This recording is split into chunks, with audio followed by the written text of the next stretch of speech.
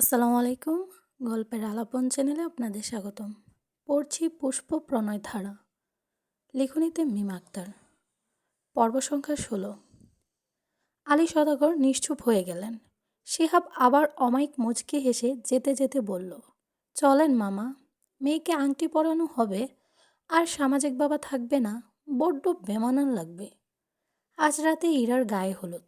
গত দুদিনে ইশাত ইরাকে অনেকবার বোঝাতে চেষ্টা করেছে, কিন্তু বোঝাতে পারেনি। অর্ণবকেও কল করেছিল, বলেছিল ইরা বিয়ে করে নিচ্ছে। প্রথমে কণ্ঠের রাগ থাকলেও শিহাবের কথা শুনে বলল, বিয়ে হতে দে। ইশাত বসে আছে খাটে। রুহি এসে জড়িয়ে ধরল। ছোট সওদাগর, তুমি এত চিন্তা করো না, শিহাব ভাই ভালো ছেলে। আম্মুর হাতে গড়া মানুষ খারাপ হতে পারে না রুহি, সব ঠিক হয়ে যাবে ছোট সওদাগর। হলুদ শাড়ি, পায়ে আলতা, হাতে মেহেদি, হালকা সাজে ইরাকে ভীষণ সুন্দর লাগছে।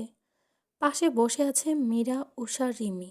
রিমি ভীষণ খুশি, এটা ভেবে ইরা আপু ওর ভাবি হবে। উষার রিমি মেহেদি দেওয়ায় ব্যস্ত। মেহেদি দিয়ে দিচ্ছে ওদের কাজিন সায়মা। মীরা ইরার পাশে বসে মেহেদি দিচ্ছে। মীরা ইরার হাতে লিখল, শিহাবের বউ। ইরা শোন, ভাগ্যকে কখনো দোষ দিস না কেমন? ভাগ্য তোর উপর ভীষণ চটে যাবে। ইরা প্রশ্নোত্তর দৃষ্টিতে তাকালো মীরার পানে। কিছু বোঝেনি হয়তো মেয়েটি। আচ্ছা মীরা আপু, আম্মু কি ভীষণ কাঁদতো আমার বিয়েতে? মীরা হেসে বলল, মোটেও না। শিহাব ভাইদের মতো মানুষদের সবাই বোঝেন না। যারা বুঝতে পারেন তারা কখনো তাদের জীবনের সাথে শিহাব ভাইকে জড়িয়ে কাঁদতে পারে না। বড় আম্মু বোধহয় আজ নিশ্চিত হতেন। তখনই আকলিমা এসে বসে ইরার পাশে। আমায় মাফ করো আম্মা, উপরে দৃষ্টি রেখে বললেন, এই বাড়িটা দেখছো, এই আশ্রয়ের ভীষণ দরকার আমার। পুরো দুনিয়াতে এই একটাই আশ্রয় আমার। দুমুঠো খাবারের নাদান আমি মা। আমার জায়গায় আপা থাকলে হয়তো অনেক কিছুই করতো, আমি কিছুই করতে পারিনি মা। ইরা শক্ত করে জড়িয়ে ধরল আকলিমাকে। তোমার প্রতি কোনো অভিযোগ আমার কোনো কালেই ছিল না ছোটো মা। সবাই ইরার গায়ে হলুদ লাগালো, কিছু ছবি তুলল। ইফতি হল থেকে এসেছে, ওকে খুব খুশি লাগলো। ঈশা শুধু দায়িত্ব পালন করছে। রোকেয়া এসেছে, ইরাকে কথা শোনাবার ইচ্ছা থাকলেও শোনাতে পারেনি ইশাতের ভয়ে। হায়দার বাড়ি থেকে কেউ আসেনি। ইরাকে খুব যত্ন সহকারে গোসল করায় শোকেয়া। ইরা ওনার মুখের দিকে তাকিয়ে বলে, ফুপি, তোমার ছেলের জন্য আমি খুব অযোগ্য তাই না? ইরার মাথা মুছতে মুছতে শোকেয়া বলল, তুমি হয়তো নিজেও জানো না তুমি কি। একবার হলেও আমার ছেলের চোখে তাকিও, তাহলে বুঝে যাবে তুমি কতটা মূল্যবান। আর আমি ভীষণ খুশি, সুখী হও। আমি জানি তুমি মানিয়ে নিতে পারবে। রাত্র গভীর, ইরার চোখে ঘুম নেই। রুমে আসলো রুহি। ইরা নিশ্চুপ হয়ে বসে আছে। রুহি ইরাকে টেনে নিজের মুখোমুখি করে বলল, আমি জানি তোর মনে দ্বিধা, কৌতূহল, ভয় আর দুঃখ। এটা স্বাভাবিক। মাঝে মাঝে চেনা মানুষকেও নতুন করে চিনতে হয়, যখন সম্পর্কের রং বদলে যায়। সম্পর্ক মানে শুধু ভালোবাসা নয়, বুঝতে পারাও। শিহাব বলে তুই সব জানতে পারবি ওনার সম্পর্কে, সব জানতে পারিস না ওনার সম্পর্কে। পুরনো দিকটা জানিস, এখন চেষ্টা করবি নতুন দিকটা বোঝার। একটা বউ পুরুষ লোকের মানসিক শান্তি। ইরা রুহিকে জড়িয়ে ধরে বলল, আমি কিছুই বুঝতে পারছি না ভাবি। নিজেকে এখান থেকে মুক্ত করার জন্য শিহাব ভাইয়ের কথা চিন্তাও করি নাই। আমি বোধহয় স্বার্থপর হয়ে গেলাম। রুহি বলল, তুই কিছুই করস না ইরা। শিহাব ভাই তোর স্বামী হবে, এটা আল্লাহর সিদ্ধান্ত। আর আল্লাহ যা করে ভালোর জন্যই করে। আমাদের বুঝতে শুধু একটু সময় লাগে। বোর হলো। আস্তে আস্তে বেলা বাড়ল, বিয়ের কাজ শুরু হলো। এরা আস্তে আস্তে সেলিনা হায়দারের কক্ষে ঢুকলো। মায়ের ব্যবহার করা জিনিসগুলো ছুঁয়ে দেখছে। সবগুলোতেই কেমন মামা গন্ধ পাচ্ছে। বিছানার পাশে পুরনো লোহার কাঠের আলমারিতে চোখ পড়ল।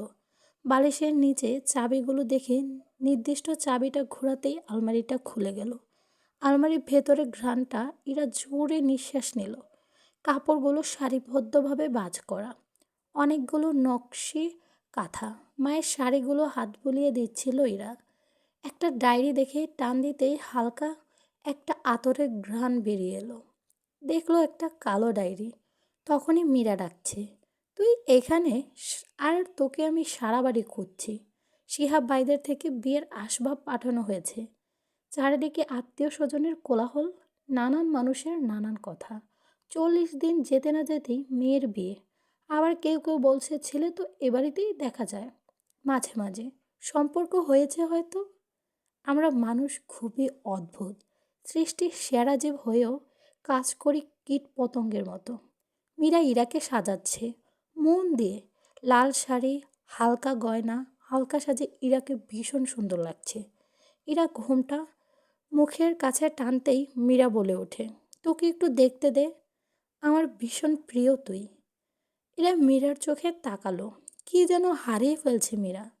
আপু, তুমি কি আমি চলে যাব বলে কাঁদছো? মীরা অট্টহাসি দিয়ে বলল, না রে বোকা, প্রিয় মানুষ জিতে গেলে নিজেও জিতে যাওয়ার খুশি পাওয়া যায়। আর যদি বলিস অশ্রুর কথা, এরা তো খুশিতেও আসে। তখনই কক্ষে আসলো ঈশাত রুহি। একটা গয়নার বক্স মীরার হাতে দিয়ে বলল, ইরা যাওয়ার সময় ব্যাগে দিস। ইরা ঈশাতকে জড়িয়ে ধরলো শক্তভাবে। এই সম্পর্কের বর্ণনা কি দেওয়া যায়? ভাই বোন।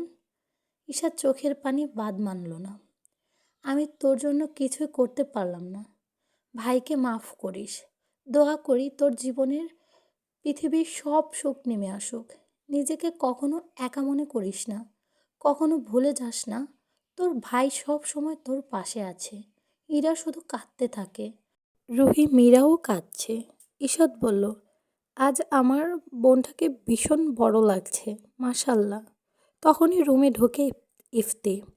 সবাই ভাই বোন, আর আমি বেশি এসেছি। ঈশাত বলল, আয়, তুইও আয়। সবাই একসাথে বেজা চোখে হেসে ফেলল। মেয়েদের জীবনটাই অদ্ভুত। ছোট থেকে যে বাড়িতে নিজে আর যে বাড়ির মানুষগুলোকে আপন ভাবে, হঠাৎ করেই পর হয়ে যাওয়ার ব্যাপারটা ভয়ঙ্কর। বাহির থেকে শব্দ আসে, বাজি ফাটানোর। জামাই এসেছে বলে সবাই দৌড় বাইরে চলে গেল। ইরা বসে আছে পাশে রুহি। মীরা দৌড়ে গেটের সামনে যায়। শিহাবকে বর বেশে দেখে বলে, মাশাল্লাহ, আল্লাহ আপনাকে পৃথিবীর সবচেয়ে সুখী মানুষ বানাক। উপরের দিকে তাকিয়ে শুধু একটাই কথা বলে, মানুষটা আমার হতে পারতো না? এই কথাটা বলেই মীরা হাসে, মনে মনে নিজেকে বকাঝকা করে। তুই হতে পারিস না, এ কথা কিভাবে বললিস? এতটা নীচ হোস না। এখন তো ভালোবাসা না পেলেও ভালোবাসতে পারার যোগ্যতা আছে তোর। তখন এটাও হারাবি। সব নিয়ম হলো গেট ধরা, খাবার আগে হাত ধোয়ানো। আলী সওদাগর খুব দায়িত্ব নিয়ে কাজ সামলাচ্ছেন। সবাইকে দেখানোর জন্য নাকি বাড়ি থেকে বের করার জন্য, তা বোঝা বড় দায়। ইরা রুমে আসে আয়েশা সওদাগর। এই মেয়েকে ভীষণ ভালোবাসেন তিনি। ঝগড়া ভালোবাসার আরেক মাধ্যম। এই দামড়ি, আমার নাতনিরে সুখে রাখবি তুই। এরা দাদিকে জড়িয়ে ধরল। সবাই ডাকছে মেয়েকে নিয়ে যেতে। বিয়ের কার্যক্রম শুরু হবে। সওদাগর বাড়ির উঠান সাজানো হয়েছে বিয়ের অনুষ্ঠানের স্টেজ। মাঝখানে দাঁড়িয়ে আছে ফুল দিয়ে তৈরি মনোরম দেয়াল। সাদা, জুই, গাঁদা, গোলাপ মিলে এক পবিত্র প্রতীক। এই দেয়ালের দুপাশে আলাদা করেছে, ঠিক যেন শালীনতার আড়াল। ফুলের দেয়ালের এপাশে বসেছে ছেলেপক্ষ, শিহাব, কাজী, বাড়ির সব ছেলে সদস্যরা। অন্য পাশে বসানো হয়েছে ইরাকে আর বাড়ির মেয়ে সদস্যরা। নিকা কার্যক্রম শুরু হলো। শাহিমান জসিমের একমাত্র ছেলে শাহিমান শিহাবের সাথে আলী সওদাগরের একমাত্র কন্যা অরোরা নৌরিন ইরার নগদ 2 লক্ষ টাকা কাবিন ধার্য করিয়া বিবাহে সম্মতি আছ? বলো মা, বিসমিল্লা কবুল। ইরা নিশ্চুপ মনে, হচ্ছে না কিছুই। কিছু মানুষের চেহারা বাসছে, বাবা মা। আরেকটা মানুষ, যে কিনা অষ্টাদশীর মনে দাগ কেটেছিল। আবারও জিজ্ঞেস করা হয়, তুমি বিয়েতে রাজি? বলো মা, বিসমিল্লা কবুল। এরা চোখ বন্ধ করে বলে, বিসমিল্লা কবুল কবুল কবুল। হ্যাঁ, আমি কবুল করছি। শব্দগুলো যেই না শিহাবের কানে গেল, ওর শরীরটা কেঁপে উঠল। বোধ হয় কেউ তা বুঝুক না বুঝুক ওর দুপাশে থাকা ওর দুই বন্ধু ঠিকই বুঝলো। সবাই চিৎকার করে উঠল। এবার শিহাবকে বলতে বলা হলো, তুমি বিয়েতে সম্মত আছো? শিহাব স্বাভাবিকভাবে কবুল বলল, হ্যাঁ আমি কবুল করছি। আবার সবাই একসাথে চিৎকার করল। সবাই একসাথে বলে ওঠে, আলহামদুলিল্লাহ। কাবিননামায় দুজন স্বাক্ষর করে। মাত্র 3টি শব্দ বদলে যায় দুজন মানুষের পুরো পৃথিবী। কবুল করেছি। এটা শুধু বিয়ের উত্তর নয়, আল্লাহর লেখা এক নতুন শুরু, যেখানে দুটি আত্মা এক হয়ে যায়। বিয়ের কাজ সম্পন্ন হওয়ার পর সবাই একসাথে ওদের নতুন জীবনের জন্য দোয়া করলো। এখান থেকে চলে গেল মুরব্বীরা, শুধু রয়ে গেল কাজিন আর বন্ধু বান্ধব। গল্প ভালো লাগলে অবশ্যই লাইক কমেন্ট করবা আপুরা। তোমাদের রেসপন্স পেলে খুবই ভালো লাগে।